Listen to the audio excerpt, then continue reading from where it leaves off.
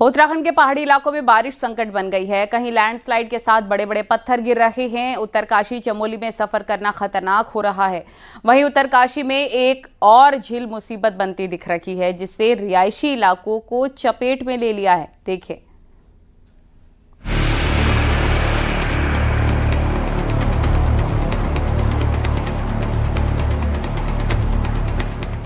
पहाड़ों पर बारिश लोगों के लिए लगातार मुश्किल खड़ी कर रही है। रास्तों का सफर करना किसी खतरे से कम नहीं। चमोली से आई खौफ में भरती इस तस्वीर को देखिए। बद्रीनाथ हाईवे पर पीपलकोटी के पास पिछले कई दिनों से बार बार पत्थर और बोल्डर गिर रहे हैं। यहाँ एक बस पीपलकोटी के पास से गुजर रही थी, तभी इसी दौरान पहाड़ से बड़ा पत्थर गिरा। हालांकि पत्थर की चपेट में बस नहीं आई। पत्थर जोर से उछलते हुए नीचे जा गिरा। हालांकि पत्थर के कुछ टुकड़े बस पर जरूर लगे। अगर ये भारी पत्थर बस पर गिरता तो बड़ी अनहोनी हो सकती थी। हाईवे पर खतरे को देखते हुए बड़ी संख्या में वहां पर लोग रुक गए, जिन्होंने इस घटना को अपने मोबाइल में कैद कर लिया। उत्तरकाशी में मुसीबतें कम होने का नाम नहीं ले रही। भटवाड़ी में गंगोत्री हाईवे के पास लगातार लैंडस्लाइड हो रहा है। डबरानी में भारी मलबा सड़क पर आया है। मिट्टी को रोके रखने वाले पेड़ भी एक झटके में धराशायी हो गए। वहां पर मौजूद किसी शख्स ने ये वीडियो अपने मोबाइल कैमरे में कैद कर लिया। लैंडस्लाइड का खतरा लगातार बना हुआ है। पहाड़ से गिर रहा मलबा भागीरथी नदी में जा रहा है। प्रशासन मलबे को हटाने में जुटा है। चमोली में बारिश के बाद बद्रीनाथ हाईवे कई जगहों पर बंद है। पीपलकोटी कमेडा में भी सड़क बाधित है। पहाड़ से भारी मलबा हाईवे पर आया है, जिसकी वजह से आवाजाही पूरी तरह से बंद है। उत्तरकाशी पर कुदरत की मार रुक नहीं रही। सियाना चट्टी क्षेत्र में लगातार बारिश के बाद यमुना नदी का जलस्तर खतरनाक स्तर तक पहुंच गया है। कुपड़ा खड्ड में चट्टानी मलबा आने से यमुना का प्रवाह रुक गया, जिससे नदी ने झील का रूप ले लिया। झील का पानी अब सियाना चट्टी कस्बे तक पहुंच गया। घर और होटल पानी की आगोश में आ गए। बाढ़ के हालात बने हुए हैं। हालांकि खतरे को भांपते हुए प्रशासन ने इलाके को खाली करवा दिया था। करीब 300 लोगों को सुरक्षित स्थानों पर भेजा गया है। अब प्रशासन के लिए झील से पानी को निकालना बड़ी चुनौती बन गया है। इस समय सियाना चट्टी वासियों को कैसे बचाया जाए, इसके लिए तत्काल इंतजाम किया जाए। इसको हम काफ़ी समय से हम मशीनों से खुलवा रहे थे, लेकिन कल शाम ज़्यादा आने की वजह से ये दिक्कत पैदा हुई। अभी पानी करीब 1 मीटर नीचे हुआ है। हमने अपने तकनीकों का इस्तेमाल करते हुए नदी को खोला है। उसको थोड़ा डिस्चार्ज बढ़ा है उसका, लेकिन अभी थोड़ा समय और लगेगा इस पर काम करते हुए। तो टीमें हैं यहाँ पे और इस तरह का अभी कोई इशू नहीं है। हाँ, जो पानी में प्रॉपर्टी सबमर्ज हुई है उन लोगों को कल रात ही हमने इवैक्यूएट कर दिया था। सेफ जगह पे हैं, सुरक्षित हैं। और अभी सियाना चट्टी में बनी झील को देखते हुए कस्तूरबा गांधी आवासीय छात्रावास विद्यालय की 150 छात्राओं को सुरक्षित जगहों पर शिफ्ट किया गया। धराली आपदा के बाद हर्षिल में बनी कृत्रिम झील के चैनलाइजेशन के बावजूद झील का पानी निकालने में सफलता नहीं मिल रही। हालांकि झील का पानी कुछ कम जरूर हुआ है, लेकिन अब भी गंगोत्री हाईवे का 100 मीटर हिस्सा डूबा हुआ है, जिसकी वजह से गाड़ियां और मशीनें नहीं जा पा रहीं। पौड़ी में भारी बारिश के चलते गांव में नुकसान हुआ है। गांव की सड़कें बह चुकी हैं, तो वहीं कई घरों के भी गिरने का खतरा बना हुआ है। नैनीताल में काला ढूंगी रोड पर एक बाइक बरसाती नाले में बह गई, जिसका वीडियो वायरल हो रहा है। हालांकि बाइक सवार की जान बच गई। Bureau report, news 18, UP, Uttarakhand.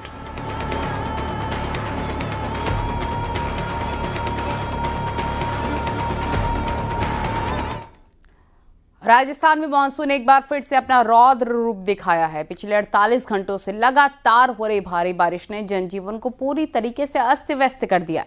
और इस बारिश का सबसे ज्यादा असर दिखा है सवाई माधोपुर में, जहां पर बाढ़ जैसे हालात हो गए। और इस बाढ़ में वहां का रेलवे स्टेशन, हाईवे और कई मोहल्ले डूबे नजर आए हैं। देखिए।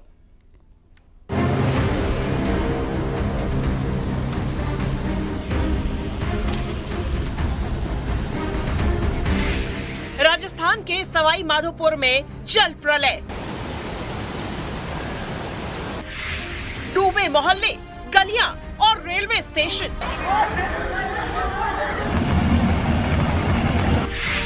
सड़कों पर सैलाब, बह गया हाईवे। उगाल की पुलिया क्षतिग्रस्त। राजस्थान के सवाई माधोपुर में हालात डरावने हो चुके हैं। बारिश के पानी ने इस कदर कहर बरपाया कि चारों तरफ कोहराम मच गया। सामने आई तस्वीरों में सड़क, रास्ते, गलियां और हाईवे पानी में डूबे नजर आए। लोगों के घरों और दुकानों में बाढ़ का पानी घुस गया। मूसलाधार बरसात ने सवाई माधोपुर शहर में जलजला ला दिया है। बाढ़ के पानी में कई इलाके डूब गए और लोग त्राही माम करने लगे। सैलाब के प्रहार की सबसे हैरान कर देने वाली ये तस्वीर आई नेशनल हाईवे 552 से, जिसकी पुलिया बाढ़ के पानी में बही दिखी।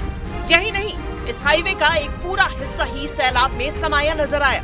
हाईवे से पानी ऐसे बहता दिखा मानो कोई झरना हो। जिसने भी इस मंजर को देखा वो खौफ से भर गया। पानी का वेग इस कदर था कि उसके सामने कंक्रीट से बना ये मजबूत हाईवे तिनके की तरह बह गया। ये नेशनल हाईवे राजस्थान और मध्य प्रदेश को जोड़ता है, लेकिन सैलाब ने इस हाईवे को ही तबाह कर दिया, जिससे ये रास्ता पूरी तरह से बंद हो गया। अरे उधर मत जाओ ज्यादा। सवाई माधोपुर में बाढ़ के रौद्र रूप की एक और तस्वीर देखिए। तेज बारिश के चलते सवाई माधोपुर पुराने शहर और बजरिया को जोड़ने वाले मेन सड़क पर पानी ही पानी नजर आया। सड़क पर बाढ़ के पानी ने कब्जा कर रखा है। इस बीच यहाँ खड़ी बसें, गाड़ियाँ सभी पानी में डूबी नजर आई, जिससे आवाजाही पूरी तरह से ठप हो गई। इस दौरान सड़क पर फंसे मुसाफिर जान जोखिम में डालकर कमर तक डूबकर वहाँ से निकलते दिखाई दिए। बाढ़ की सबसे भयानक स्थिति सवाई माधोपुर रेलवे स्टेशन पर देखने को मिली। भारी बारिश से स्टेशन कैंपस पूरी तरह पानी में डूब गया। पटरियों पर 1 फीट से ज्यादा पानी भर गया। हालात इतने डरावने दिखे कि रेलवे स्टेशन पर आए मुसाफिरों में डर समा गया। रेलवे ट्रैक पर पानी भर जाने की वजह से कई ट्रेन घंटों तक लेट चल रही हैं। कुछ ट्रेन का रूट बदलकर चलाया जा रहा है। सवाई माधोपुर के पुराने शहर के पल्ली पार इलाके में हालात सबसे ज्यादा खराब दिखे। यहाँ पानी घरों में घुस गया और करीब 250 से ज्यादा घर बाढ़ में डूब गए। मोहल्ले की गलियों में पानी अपने रौद्र रूप में बहता दिखाई दिया। इसके साथ ही ब्रह्मपुरी, रैगर मोहल्ला समेत कई जगहों पर पानी लोगों के घरों में भर गया। एक आम आदमी को पूरे सामान भीज गए हैं, परेशानी हो रही है और नुकसान हो रहा है। घर के सारे सामान खराब हो चुके हैं। पिछली बार 30 तारीख को जब पानी आया था, जब 1.5 फीट पानी था घर में, तब भी मेरा 3.5-4 लाख रुपए का यहाँ नुकसान हुआ। सवाई माधोपुर में लगातार बारिश ने सूरत बिगाड़ दी है। शहर के बीच से गुजरने वाले इस लुटिया नाले को देखिए। ये नाला अपने रौद्र रूप में दिख रहा है। वहीं इस नाले के पास से गुजरने वाली सड़क भी तेज बारिश के प्रहार को सह नहीं पाई। बारिश में सड़क ही टूट गई। सवाई माधोपुर जिले में बारिश और बाढ़ के पानी ने जबरदस्त तबाही मचा रखी है। कस्बों से लेकर गांव तक बारिश और बाढ़ के पानी में जलमग्न है। कई गांव बाढ़ के पानी में डूबे हैं। चारों तरफ तबाही ही तबाही नजर आ रही है। लोगों को यहाँ काफी दिक्कतों का सामना करना पड़ रहा है।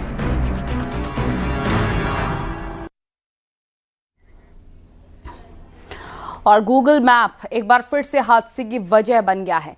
सहारनपुर में गूगल मैप के सहारे जा रही कार हादसे का शिकार हो गई। दरअसल मेरठ यूनिवर्सिटी के छात्र मंदिर दर्शन के लिए जा रहे थे, तभी कार बरसाती नदी में जा गिरी। देखिए।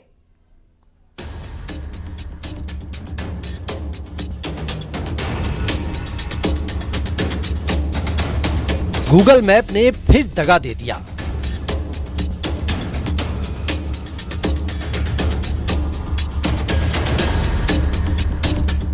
गलत रास्ता बताकर मुश्किल में डाला।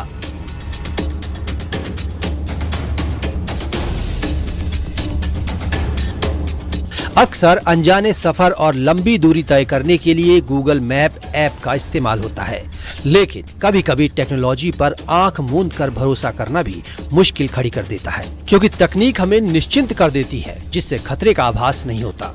तस्वीरें हैं सहारनपुर के सरसावा इलाके की, जहां एक गाड़ी बरसाती नदी में समा गई और उसमें सवार 4 लोगों की जान पर पन आई।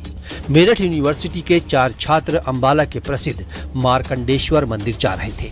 रास्ते की तलाश और सफर को आसान बनाने के लिए उन्होंने गूगल मैप का सहारा लिया। जैसे ही कार सरसावा के पास मैप के दिखाए गए रास्ते पर मुड़ी, कुछ ही सेकंड में बरसाती नदी में जा गिरी। देखते ही देखते कार पूरी तरह पानी में डूब गई। हालात बेहद मुश्किल थे, लेकिन चारों ने हिम्मत नहीं हारी। किसी तरह दरवाजा खोलकर बाहर निकले और कार की छत पर चढ़कर मदद के लिए आवाज लगाई। उनकी आवाज सुनकर मौके पर राहगीर पहुंचे। सामने का मंजर देखकर होश उड़ गए। इसके तुरंत बाद पुलिस को भी सूचना दी गई। मौके पर पुलिस पहुंची। जिसके बाद सभी को सुरक्षित निकालने के लिए रेस्क्यू ऑपरेशन शुरू किया गया। काफी मशक्कत के बाद सभी को सुरक्षित निकाल लिया गया। समय पर सभी को मदद मिल गई, जिससे चारों की जान बच गई। लेकिन हर बार किस्मत अच्छी नहीं होती। पहले भी इस तरह की घटनाएं सामने आ चुकी हैं, जब गूगल मैप के धोखे से लोगों को या तो अपनी जान से हाथ धोना पड़ा या फिर वो मुसीबत में पड़ गए। अक्टूबर 2023 में 2 डॉक्टरों की मौत हो गई, जब उनकी कार गूगल मैप के निर्देशों पर चलते हुए सीधे नदी में समा गई। नवंबर 2024 में बरेली में 3 लोग एक अधूरे पुल पर गूगल मैप के बताए रास्ते पर चले गए। कार करीब 50 फीट नीचे गिर गई। इस हादसे में तीनों की मौत हो गई। इसी साल मार्च में ग्रेटर नोएडा में गूगल मैप के निर्देश पर कार 30 फीट गहरे सीवर में गिर गई, जिससे एक शख्स की जान चली गई। पिछले महीने जुलाई में एक महिला नवी मुंबई में गूगल मैप का इस्तेमाल कर रही थी, लेकिन वो कार के साथ खाई में जा गिरी। गनीमत रही कि उसे समय रहते बचा लिया गया। सहारनपुर की इस घटना के बाद स्थानीय लोगों का कहना है कि वो रास्ता कारों के लिए नहीं है, लेकिन फिर भी गूगल मैप इसे दिखा रहा था। टेक्नोलॉजी मददगार जरूर है, उसका इस्तेमाल काफी बढ़ गया है, लेकिन टेक्नोलॉजी पर पूरी तरह निर्भर हो जाना भी ठीक नहीं है, जो सहारनपुर की घटना फिर बता रही है। Bureau report, news 18, UP, Uttarakhand.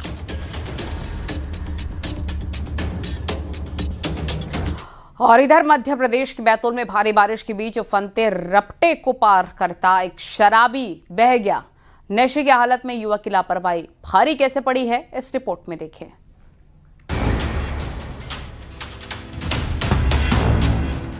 एक बार फिर से नशा पड़ गया भारी। तस्वीरें देखिए और जरा ध्यान से देखिए किस तरह नशे में शख्स की लापरवाही उस पर भारी पड़ गई। वीडियो बैतूल का है, जहां नशे की हालत में एक शख्स की बड़ी लापरवाही देखने को मिली। यहां उफनते रपटे को पार करने के दौरान वो पानी में गिर गया। नशा इंसान पर किस कदर हावी हो जाता है, इसका ये जीता जागता उदाहरण है। जहां इस शराबी शख्स की लापरवाही उसकी जान भी ले सकती है, लेकिन समय रहते ग्रामीणों ने शराबी की जान बचा ली, जिसके बाद शराबी का ये वीडियो सोशल मीडिया पर जमकर वायरल हो रहा है। बैतूल के भीमपुर ब्लॉक के जामन्या गांव की पूरी घटना बताई जा रही है, जहां रपटे के ऊपर से नदी का पानी बह रहा था। शराबी झूमते हुए रपटे पर चला गया, जिसके बाद इधर उधर डोलते हुए वो फिसलकर नदी में जा गिरा। गनीमत रही कि आसपास खड़े लोगों ने समय गवाए बिना शराबी को बचा लिया। बैतूल से न्यूज़ 18 के लिए ऋषु नायडू की रिपोर्ट।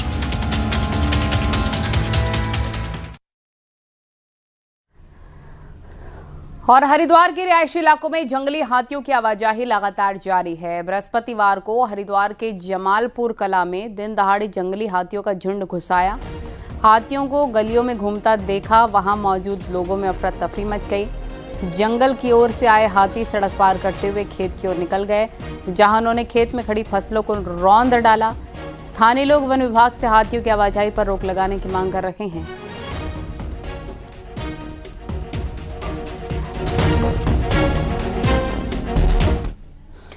और यूपी से सटे उत्तराखंड के तराई वाले इलाकों में कुछ पोल्ट्री फार्म पर बर्ड फ्लू की पुष्टि होने के बाद हड़कंप मच गया। हालात ऐसे हो गए कि जो पोल्ट्री फार्मर सावन खत्म होने के बाद अच्छे धंधे की उम्मीद लगाए बैठे थे, वो उजड़ने की कगार पर है और लोग मुफ्त में भी चिकन अंडे खाने को तैयार नहीं है। देखें।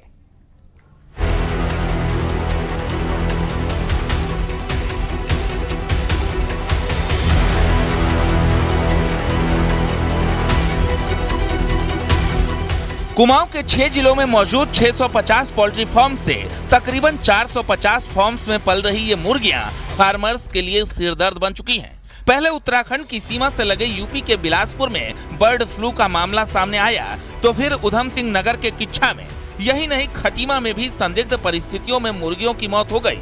यही वजह है कि चिकन खाने के शौकीन बुरी तरह से बर्ड फ्लू की आशंका से डर गए हैं और उन्होंने चिकन और अंडे से तौबा कर ली है, जिससे ज्यादातर पोल्ट्री फार्मर्स को ग्राहक नहीं मिल रहे। फार्मर इसलिए परेशान है कि जो है बर्ड महंगा है, मार्केट बिल्कुल खत्म है, उठान हो नहीं रहा है।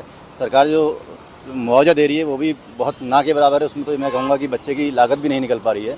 इसलिए फार्मर की बहुत स्थिति खराब है, सरकार को इस विषय में सोचना चाहिए। बर्ड फ्लू के डर से ज्यादातर लोग चिकन और अंडों से दूरी बना चुके हैं, जिससे पोल्ट्री फार्मर संकट में है। यहाँ तक कि रूटीन में चिकन और एग को प्रोटीन डाइट के रूप में इस्तेमाल करने वाले जिम फ्रीक लोग भी इसे खाने से डर रहे हैं और इसका इस्तेमाल फिलहाल बंद कर चुके हैं। देखिए, इस समय बर्ड फ्लू काफ़ी तेज़ी से फैल चुका है, तो इस समय हम सभी से कह रहे हैं कि वो अंडे और चिकन को बिल्कुल अवॉइड कर दें और जो दालें हैं हमारी मूंग, सोयाबीन, लोबिया, चना, इन दालों से उसे रिप्लेस करें। साथ ही पनीर, टोफू, योगर्ट, ये भी एक अच्छा बेहतरीन ऑप्शन है। बर्ड फ्लू जो इस समय चल रहा है, मैं तो अपने घर में अंडे अभी नहीं यूज़ कर रही हूँ, नॉन-वेज यूज़ कर रही हूँ, तो बर्ड फ्लू का खतरा तो है ही है और बर्ड फ्लू से बहुत प्रॉब्लम्स भी आ रही हैं लोगों में। दूसरी तरफ कुमाऊं के हर जिले में प्रशासन और पशुपालन विभाग ने सतर्कता बढ़ा दी है। खास तौर पर यूपी के साथ ही बाहरी राज्यों और उधम सिंह नगर जिले से पहाड़ों की तरफ जाने वाले पोल्ट्री प्रोडक्ट्स पर रोक है। साथ ही मल्टीलेयर वैक्सीनेशन से लेकर सैनिटाइजेशन तक की प्रक्रिया जारी है। उधम सिंह नगर में कुछ केस आए हैं। अभी नैनीताल जनपद में 200 से अधिक हमारे पोल्ट्री फार्म है। सभी जगह वेटनरी टीम के द्वारा सघन चेकिंग की जा रही है। किसी भी केसेस में जो भी इसमें सर्विलांस किया जाना सर्विलांस किया जा रहा है। अब तक ऐसा कोई केस डिटेक्ट नहीं हुआ है। एहतियात के तौर पे जनपद में जो भारी जनपद से जो भी आपूर्ति होती है उसको पूर्णतः बंद कर दिया गया। कुमाऊं के उधम सिंह नगर से लेकर नैनीताल, अल्मोड़ा, पिथौरागढ़, चंपावत और बागेश्वर में कुल मिलाकर 650 पोल्ट्री फार्म हैं, जिनमें से 447 में फिलहाल एक्टिव फार्मिंग हो रही है। इसमें भी अकेले उधम सिंह नगर के फार्म्स में तकरीबन 26 लाख और नैनीताल में 7 लाख मुर्गियां हैं। लेकिन बर्ड फ्लू के डर से उन्हें मुफ्त भी ग्राहक मिलना मुश्किल हो गया है। हल्द्वानी से न्यूज 18 के लिए शैलेंद्र नेगी की रिपोर्ट।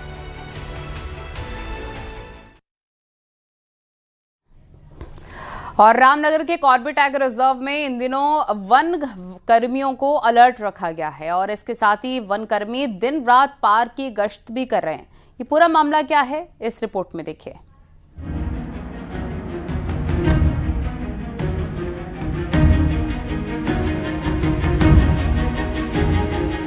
कॉर्बेट टाइगर रिजर्व में बरसात के सीजन में पर्यटन बहुत कम हो जाता है। ऐसे में यहाँ शिकारियों के घुसने की संभावना बढ़ जाती है, जो वन्य जीवों का अवैध शिकार के साथ ही कीमती पेड़ों की कटाई भी करते हैं। इन शिकारियों पर नजर रखने के लिए बरसात में कॉर्बेट में गश्त की जाती है। गश्त के दौरान वनकर्मी हर रोज 15 से 20 किलोमीटर पैदल चलकर 1288 वर्ग किलोमीटर क्षेत्रफल की सुरक्षा करते हैं। तो बारिश के दौरान भी हमको गश्त करनी ही पड़ती है, तो उसमें क्या होता है, कभी कभी हमको बहुत दिक्कतें आती हैं। बारिश के दौरान तो दिक्कत नहीं आती है, तो उमस बहुत ज़्यादा होती है। उमस की वजह से सांस वगैरह लेने में दिक्कत होती है और कभी कभी जब हम हिली एरिया में या रिवर बेड में कभी गश्त करते हैं तो पाँव फिसलने का डर रहता है, उससे चोट वगैरह जान जोखिम ज़्यादा होती है। और आजकल झाड़ियाँ बहुत घनी होती हैं, घनी झाड़ियों की वजह से हमेशा टाइगर का खतरा बना रहता है। बरसात के मौसम में जंगल के अंदर की सड़कें टूट जाती हैं। ऐसे में यहाँ रोज वनकर्मी पैदल गश्त करते हैं और जहाँ पैदल चलना मुश्किल होता है वहाँ पर वनकर्मी हाथियों की मदद लेते हैं और गश्त की जाती है, जिससे पूरे जंगल में नजर रखी जा सके। ऐसे समय में हमारे जो हमारा प्रोटोकॉल है उसके अंतर्गत हम एक स्पेशल एक ऑपरेशन लॉन्च करते हैं, जिसका नाम ऑपरेशन मॉनसून है। उसके अंतर्गत पूरे क्षेत्र में पैदल गश्त की जाती है। हमारे पास जो हमारे हाथी हैं उनका इस्तेमाल किया जाता है, ड्रोन्स का इस्तेमाल किया जाता है। जो कालागढ़ रिजर्वायर है, जो डैम है, उसके पानी में हम बोट्स का इस्तेमाल करते हैं। उमस भरी गर्मी कठिन परिस्थितियों में वनकर्मी जंगल और जंगली जानवरों को बचाने में लगे हुए हैं, ताकि देश भर से आने वाले पर्यटक कॉर्बेट के शानदार नज़ारों का दीदार कर सकें। न्यूज़ 18 के लिए रामनगर से गोविंद पाटनी की रिपोर्ट।